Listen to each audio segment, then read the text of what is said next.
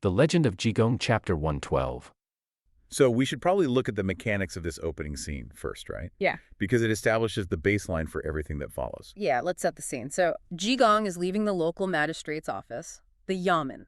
Right. And for context, the yamen isn't just like a casual office building. No, it's like a fortress. Exactly. It's the fortified administrative heart of local government and law enforcement. So he's leaving there, and he's just finished this nice meal with Ryan. The text actually says he's being supported by two people as he walks out. Which is important because he looks physically vulnerable. Yeah, maybe a little intoxicated, stumbling a bit. And lurking right there in the shadows are our two thieves, Yao Diangguang and Lei Tianhua. And their motive is entirely conventional. Just pure revenge. Jigong previously captured a man named Hua Yunlong, and they are here to settle the score. Right, so they are operating strictly within the established rules of the martial underworld.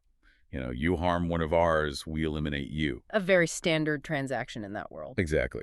They have a target, they have weapons, they have the element of surprise. So from a tactical standpoint, they hold all the cards in a standard physical confrontation. But Jigong immediately flips the table on them. He spots them, but rather than reacting defensively or, raising an alarm for the guards, he starts talking to himself. But just loud enough for the darkness to hear. Just loud enough, he says, "I am the Jidan who captured Hua Yunlong." He instantly answers the exact question they are holding in their minds. Yes. And the text actually gives us Yao Diangguang's internal monologue here. Yao considers drawing his blade right then and there, but he hesitates. And that hesitation is crucial.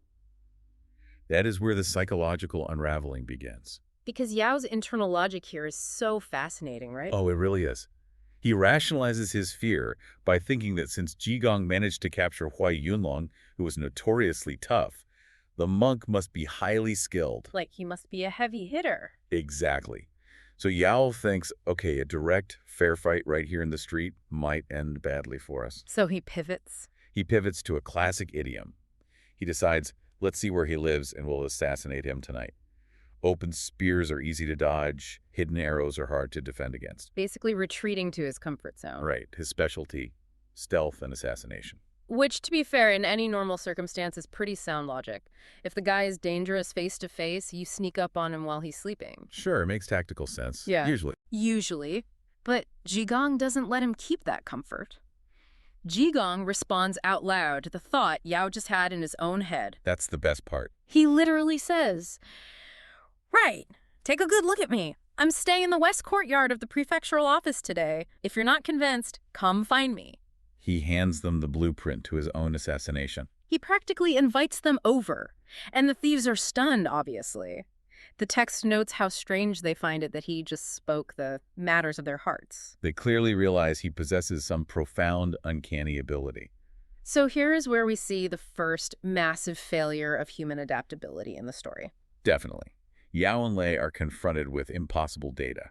Their entire plan relies on being a hidden arrow, right? Right. Yet they are looking at a target who not only sees the arrow, but knows its exact trajectory, its origin, and its intent. Yeah, you can't sneak up on an omniscient target. A rational actor would just abort the mission entirely. It's like trying to pick the lock on the front door when the homeowner already has root access to your mental mainframe. It's pointless. So I have to wonder, how immense your ego, or maybe just your sheer stubbornness must be to still go through with a stealth assassination under those conditions. It feels like this massive cognitive dissonance. Well, cognitive dissonance is the perfect term for it. Yao and Lei are clinging to their identities as nocturnal thieves. They operate in the dark, they use stealth, they assassinate. That is who they are. It's their brand. It is. And when confronted with evidence that their entire methodology is compromised, accepting that reality would mean accepting their own powerlessness. They'd have to admit they are outmatched. Exactly. So their brains simply reject the new data. They power right through the red flags and retreat to their standard operating procedures. They literally go through the motions just to comfort themselves. They retreat to their inn, they eat, they drink, and they wait for the second watch of the night. Which is around 9 to 11 p.m., the classic time for illicit activity. Right, the witching hour. And they put on their specialized night walking clothes, and they go scale the walls of the yamen. They are performing the rituals of the assassin. Completely ignoring the glaring fact that the target invited them into this specific courtyard. Because the ritual provides an illusion of control. By dressing the part and scaling the wall, They feel like they are reclaiming the narrative. They are back in their comfort zone, acting out a script they have memorized. But this script relies on a passive, unaware victim. Which they already know Jigong is not. This willful ignorance sets up the massive physical humiliation that follows. So they get to the West Courtyard, and the tension is built up exactly like a classic stealth mission. The author plays it completely straight at first. Yeah, they see the light on, they look in, and Jigong is lying on the bed asleep.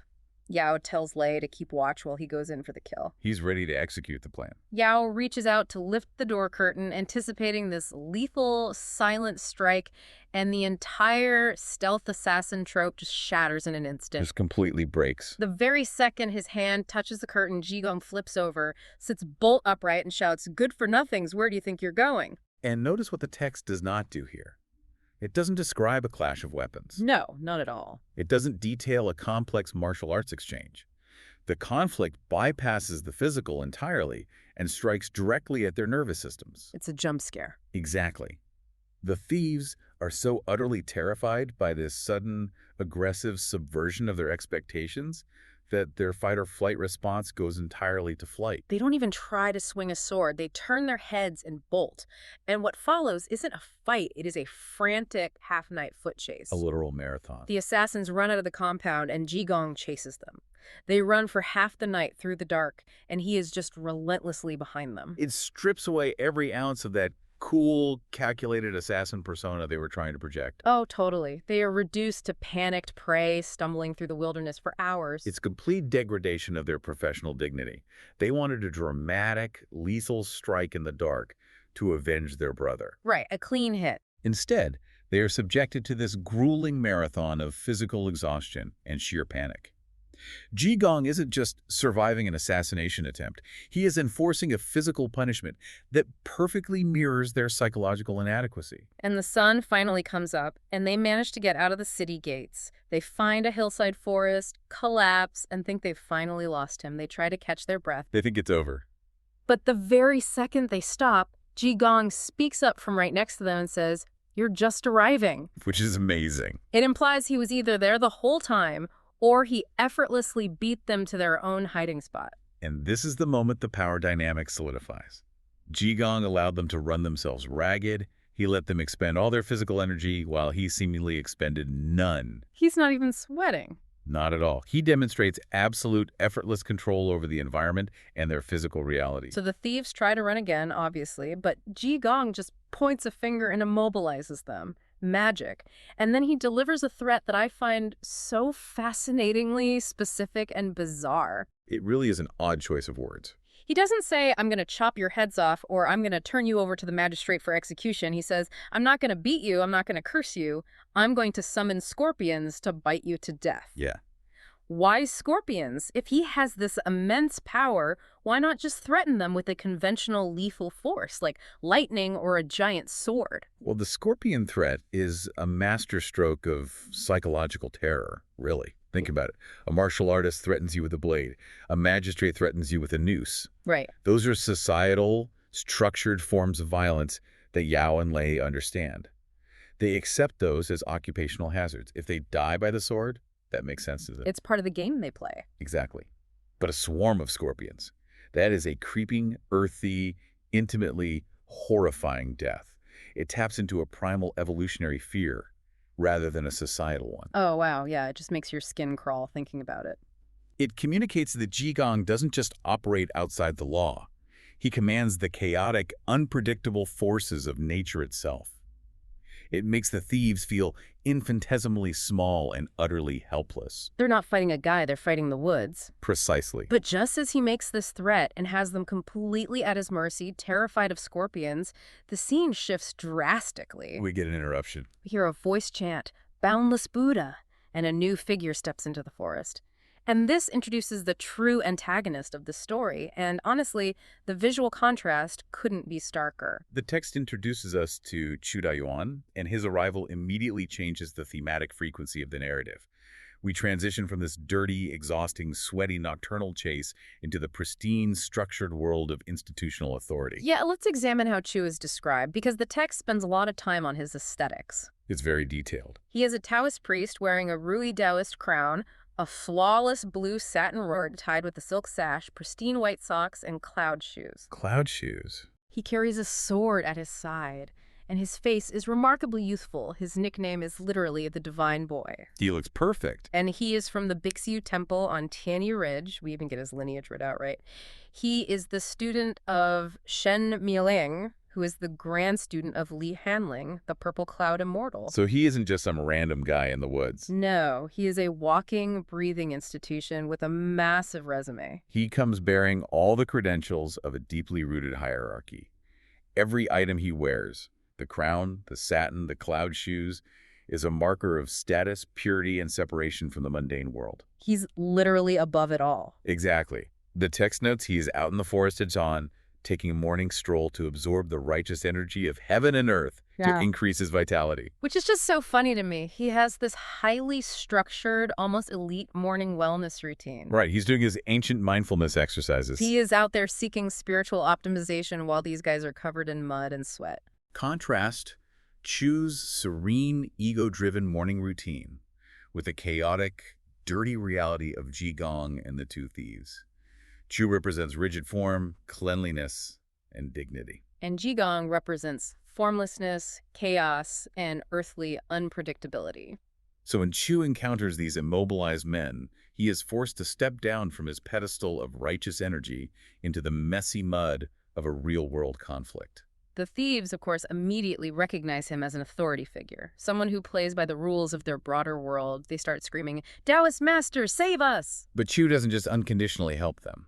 Right. He essentially demands their credentials first. He says, "Why should I save you? Where are you from?"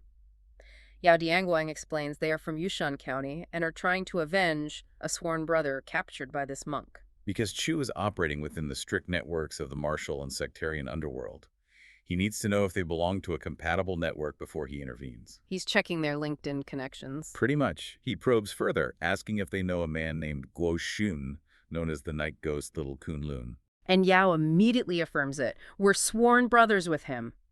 And suddenly, Chu's demeanor shifts. They are vetted. They have mutual friends. The network validates them. So Chu asks who the monk is, and Yao drops the name. It's GD9. And this is the pivot point of the entire chapter. Everything changes right here. Because when Chu hears that name, the concept of a serene morning stroll evaporates completely. This instantly becomes deeply, violently personal. The text describes Chu's reaction as visceral. He actually states that looking for Jigong was like drilling wood to make fire, which is a metaphor meaning he has been desperately, intensely seeking a spark of conflict with him. He's been waiting for this exact moment. Right. Chu views Jigong not just as an annoyance, but as an existential threat to his entire religious and sectarian identity. Chu starts rattling off Jigong's rap sheet, and it is a long list of grievances against the Sanking the Taoist sect. He remembers every single slight. Oh yeah, he lists the crimes. Jigong captured Meng Qingwan, struck Hua Qingfeng with lightning, burned Zhang Miaxing, and killed Jiang Tianrui. From Chu's perspective, Jigong is a serial disruptor who has repeatedly made himself an enemy of their teachings. So Chu decides, right then and there, I'm going to take you down to avenge the sect. And this is a crucial moment for us to analyze the fragility of Chu's mindset. How so? Well, up until he heard the name Ji Dian, Chu Dayuan was a picture of transcendent calm. He was absorbing positive energy, completely detached from worldly concerns. The perfect spiritual being. But the very second his sectarian identity, his brand, his ego is activated, all the serenity vanishes. He is immediately consumed by worldly anger and a desperate need to assert dominance. He demands that Jigong submit to his hierarchy right away. He draws his sword, points it at Jigong, and literally says, "If you know the power of my grandmasters, kneel down, call me grandmaster 3 times, and I'll spare your life." It is entirely about status. Yeah, he doesn't demand an apology for the dead Taoists. He doesn't say, "Repent for your crimes." He demands verbal and physical submission to his title. Because it reveals that the core of Chu's anger isn't actually about justice for his fallen colleagues. It's about the perceived disrespect to his institution. Right, it's personal ego dressed up as institutional justice. Exactly. And Jigong, being the ultimate disruptor of artificial status, mirrors the demand right back to him, but with maximum disrespect. I love this part. Jigong says, "Good Taoist, you kneel down, knock your head, call me grandpa ancestors 3 times, and I still won't spare you." That response is brilliant because Jigong doesn't even offer him a transactional deal. No. Chu offered life in exchange for submission. Jigong demands the submission and promises to destroy him anyway. It completely short-circuits Chu's sense of superiority. The text says Chu's ki rushed up, meaning his internal energy, his anger, totally overtakes his rational mind. He loses it. He swings his sword directly at Jigong's head. But Jigong doesn't draw a weapon. In fact, he doesn't use traditional martial arts at all here. And this physical confrontation is an incredible metaphor for their opposing worldviews. Yeah, talk about that. Well, Chu is utilizing lethal, structured force. A sword requires discipline, form, and intent. It's a serious weapon for a serious man. Right. Jigong's response is pure evasion and mockery. He doesn't meet force with force. It's like watching a grandmaster meticulously set up a chessboard, and his opponent just starts eating the pieces. That's exactly it. The text describes Jigong dodging the sword, spinning directly behind Chu, and then, of all things, he pinches him. He pinches him. Yes. Chu turns around frantically to stab him, and Jigong just circles him with effortless speed, pinching him, squeezing him, poking him, and jabbing him. It's totally ridiculous. It's the mechanics of schoolyard bullying deployed against a man wielding a lethal weapon. And we have to ask why a pinch is so much more infuriating than a punch in this context. Oh, because a punch means you respect them. Exactly. A punch validates you as a legitimate threat. It says, we are in a fight, and I am treating you as a dangerous opponent. But a pinch! A pinch infantilizes you. It treats you like a petulant child. Chu's technique falls apart because he is fighting a physical opponent, but Jigong is fighting a psychological war. So the slapstick is intentional. Highly intentional. The physical slapstick we are reading about is a deliberate demonstration of spiritual superiority. Jigong is proving that Chu's rigid rules of combat are utterly useless against someone who refuses to grant the fight any legitimacy whatsoever. Which drives Chu absolutely insane. Of course. Realizing he is completely outmatched in speed and losing both the physical and psychological battle, Chu decides to escalate. He's desperate. Very. If his physical discipline won't work, he reaches for a shortcut. He goes for the institutional cheat codes, his magical artifact. Right. He reaches into his pouch and pulls out the immortal trapping bell, an artifact given to him by his master. And what exactly does this bell do? The text explicitly states its function. No matter what kind of spirit or monster is trapped under it, they are forced to reveal their true form. So it's an unmasking tool. Yes. It is an instrument designed to force the unknown into a known manageable category. It imposes order on chaos. Chu throws it into the air, recites an incantation, and the bell, which has the power to shrink and grow, drops down and traps Jigong perfectly underneath it. And Chu looks at the trapped monk, and his ego instantly inflates back to his original size. He's so smug about it. He is. He thinks to himself, I thought Jigong had some massive abilities, but it turns out he's just an ordinary mortal. He literally turns his back on the bell to go free the two thieves. He doesn't even double check. Because Chu's assumption of victory is incredibly premature and entirely based on his faith in his institution's tools.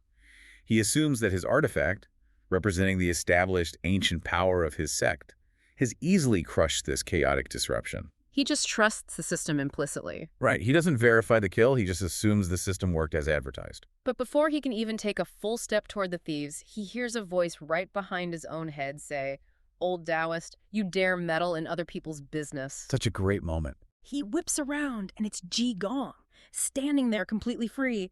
He effortlessly escaped a magical, inescapable, shrinking bell. Which should be impossible. Chu is flabbergasted. He thinks, how did he get out?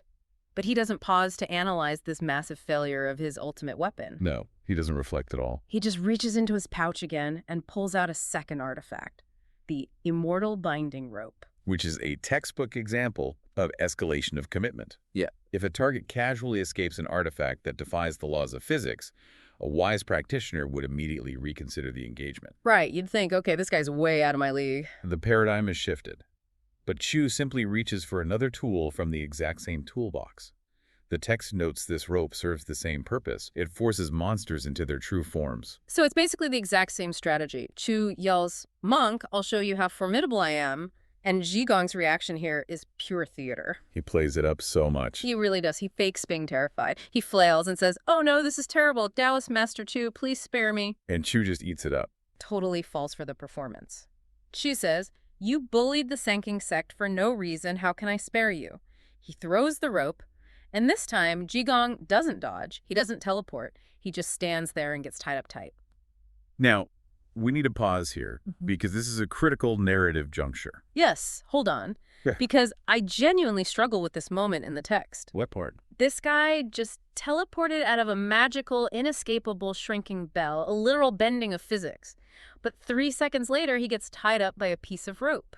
It seems contradictory. It really does. I don't buy it. Is the text implying the rope is just that much stronger than the bell, or did Jigong mess up? You're right to be suspicious. He absolutely didn't mess up. Yeah. All evidence points to the fact that Jigong wanted to be caught. Okay, so it's a trap. Yes, this is a calculated fall. Think about the progression of his psychological warfare up to this point. First, he exhausted the thieves. Then he mocked Chu's swordplay. Then he proved Chu's ultimate weapon. The bell was useless. By letting the second weapon work, Jigong is intentionally giving Chu a false sense of victory. Building him up just to tear him down later. Exactly. He is inflating Chu's hubris to its maximum capacity in order to set him up for a much more devastating, permanent psychological defeat later on. Man, that framing makes the next interaction so much darker. It really highlights Chu's cruelty when he thinks he has the upper hand. Yeah. So Chu laughs, seeing Jigong tied up and helpless. He gives his ultimatum again, but this time with a lethal threat. Call me Grandmaster 3 times, and I'll let you run away. If not, I'll throw you into the mountain ravine. He's drunk on power again. And Jigong, bound tight, looking down into a sheer bottomless drop, looks Chu in the eye and just says, I'll call you my grandson. Wow.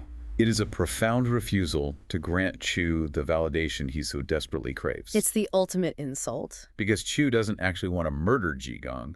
Murder is messy and spiritually compromising, as we'll see in a second. What Chu wants is for Jigong to verbally submit to the hierarchy of the Daoist sect. He wants the win on paper. Right. When Jigong denies him that, and instead places Chu at the absolute bottom of a familial hierarchy by calling him grandson, Chu's fragile ego completely shatters. His anger overrides his moral programming. He just snaps. He picks Jigong up, tucks the tied-up monk under his arm, walks to the edge of the cliff, and throws him into the bottomless ravine. But Jigong doesn't go quietly. No, he doesn't. On the way down, as he is falling, Jigong reaches out, grabs the collar of Chu's pristine blue satin robe, and with a massive tearing sound, rips away half of the garment. We really need to analyze the psychological and social significance of this torn robe. It's a huge deal, right? Huge. In traditional status-obsessed hierarchies, the uniform is everything. That pristine blue satin robe represented Chu's dignity, his rank, his institutional purity. It was the armor of his ego. And Jigong just destroys it. Ripping it in half is not just property damage. It is the physical manifestation of what Jigong is doing to Chu's identity. He is stripping away the protective layer of his status. It's like tearing the medals off a general's chest in public. But right after Jigong falls into the abyss, something very human happens with Chu. It's a really surprising moment of introspection. It is. He looks down into the darkness. He stands there in his half-torn robe. The adrenaline starts to fade, and he sighs. He speaks out loud to himself and says, My master told me not to harm people without reason, and today I have committed a sin. This is a beautiful, nuanced detail injected by the author. It tells us that Chu Daiyuan is not a psychopath. Right. He's not a comic book villain. He isn't inherently evil. He is a highly trained practitioner who possesses a moral compass. He remembers his master's teachings about the sanctity of life. He knows he messed up. The tragedy is that he was so blinded by his sectarian ego, by anger and the desperate need to defend his brand, that his ego hijacked his brain. He ignored his own morals until it was too late. He essentially wakes up from a rage blackout and realizes he just murdered a man over a bruised ego. It's a heavy realization. He stands there dazed at the edge of the cliff for a while, assuming Jigong is dead at the bottom of the ravine. Eventually, he shakes it off, walks over, and frees the 2 thieves, Yao and Lei. He tells them, I threw the monk in the ravine, he's dead, you can go. The thieves thank him and take off. And with Jigong presumed dead, Chu believes the physical conflict is over. He thinks he won. He thinks he has won, despite the heavy lingering guilt. Yeah. But as we transition into the next phase of the text, we see that the true destruction of Chu Daiyuan hasn't even started yet. Yeah, this is where the story transitions from a magical martial arts battle into what I can only describe as the most diabolical, surgically precise prank in literary history. It is so well executed. So Chu decides he doesn't want to go all the way back to his mountain temple to eat. He is emotionally drained, physically exhausted, and he sees a local village ahead.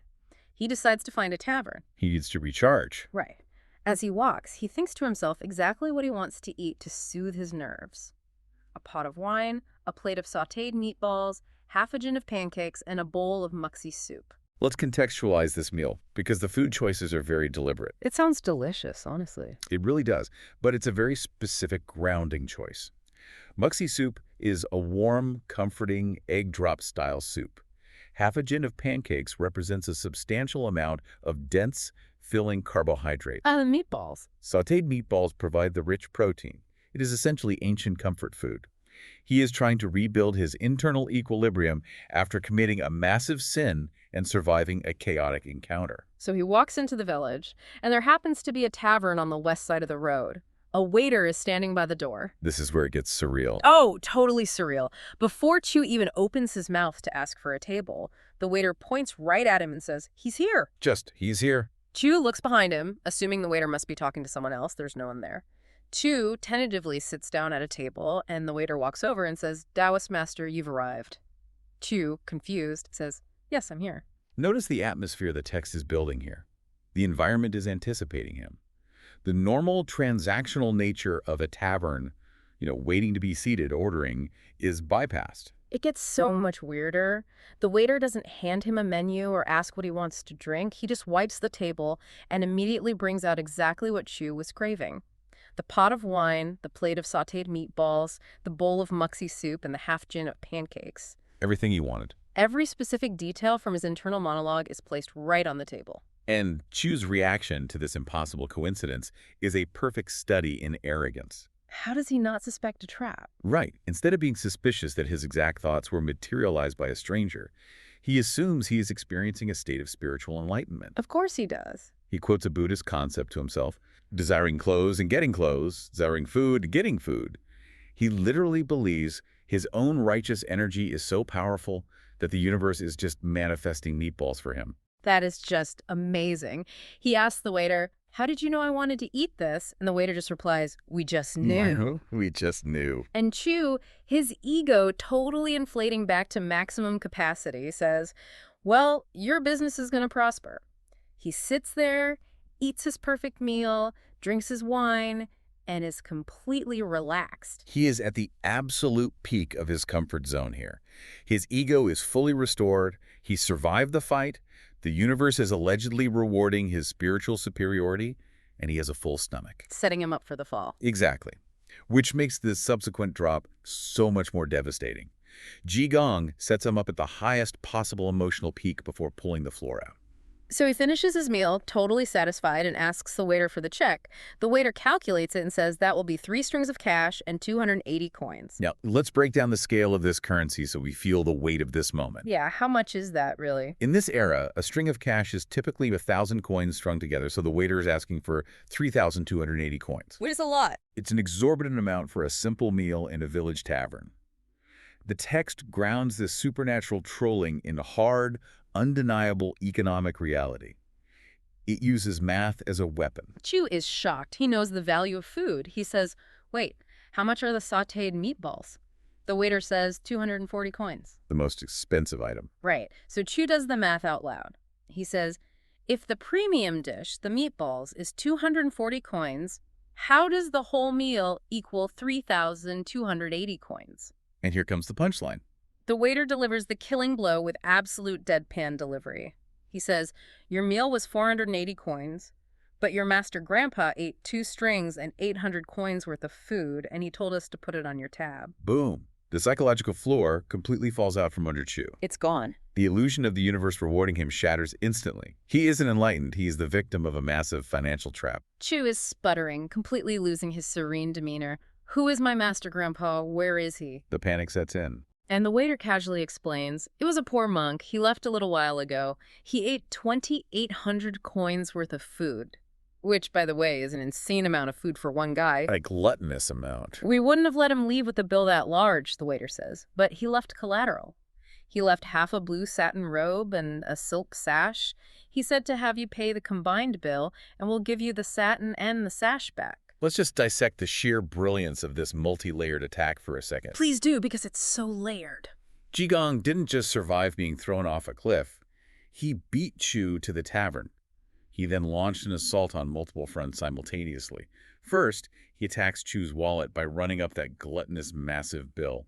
Second, he attacks Chu's public reputation. Oh yes, the reputational damage is incredible.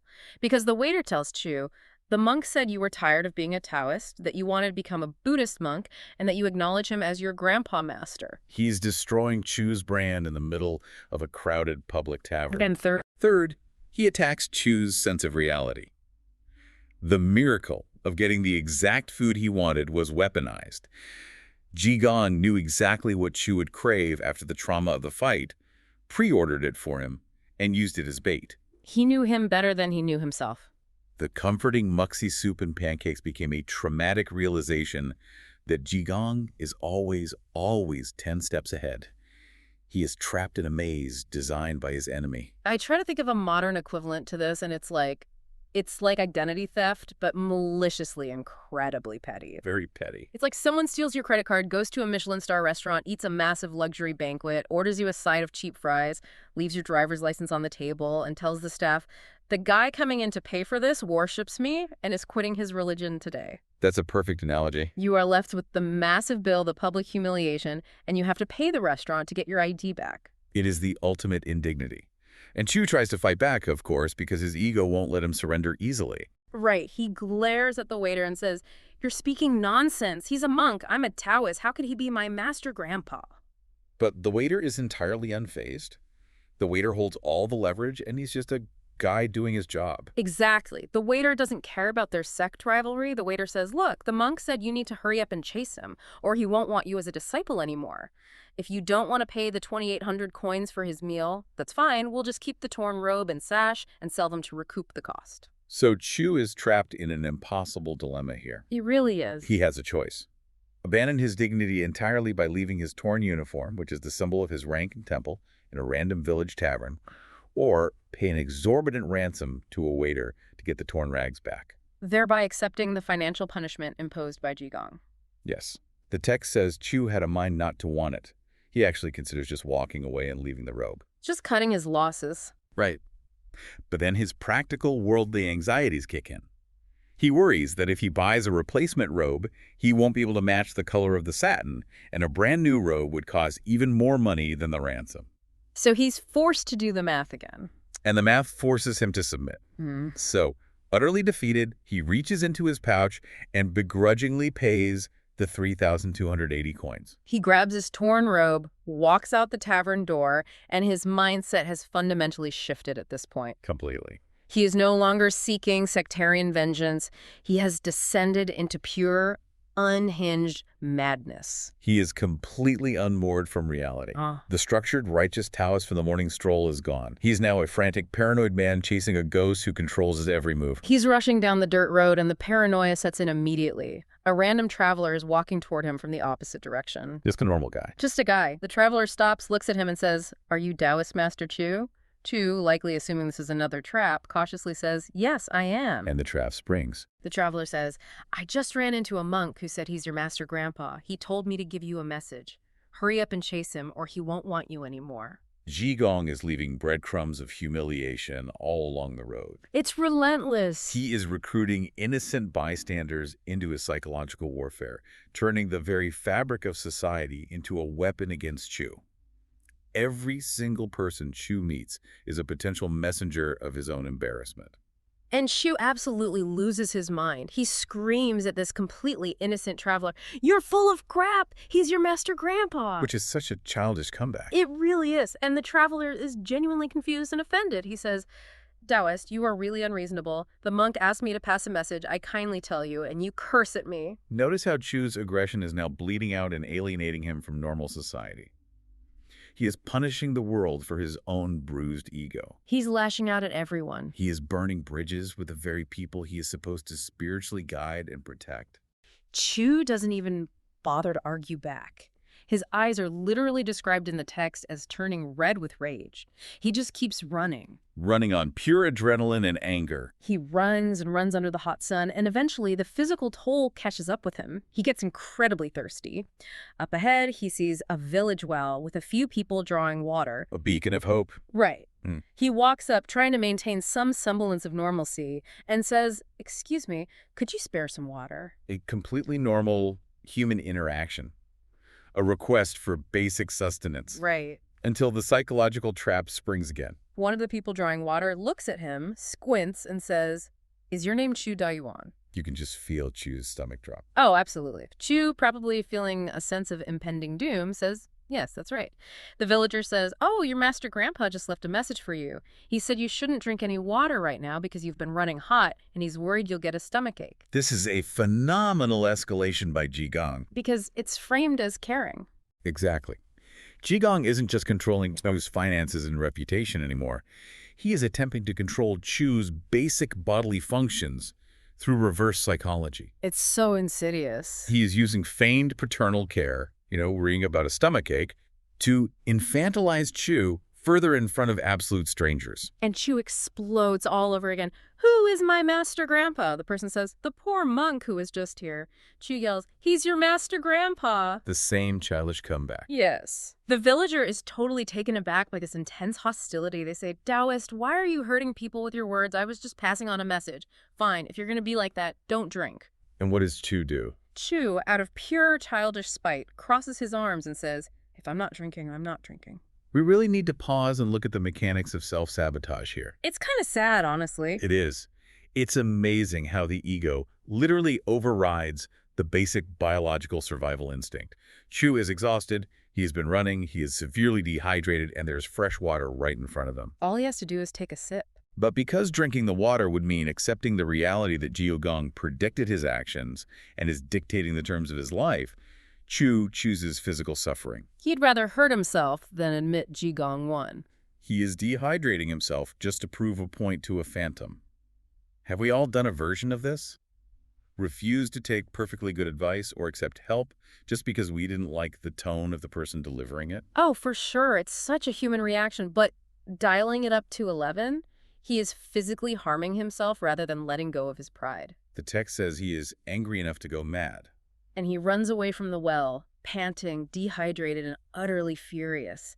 He arrives at the edge of the next village. He's just walking forward blindly, not paying attention to his surroundings, consumed entirely by his own internal rage monologue. He's completely isolated in his own mind. And suddenly, from the village entrance, a group of more than 20 men march out.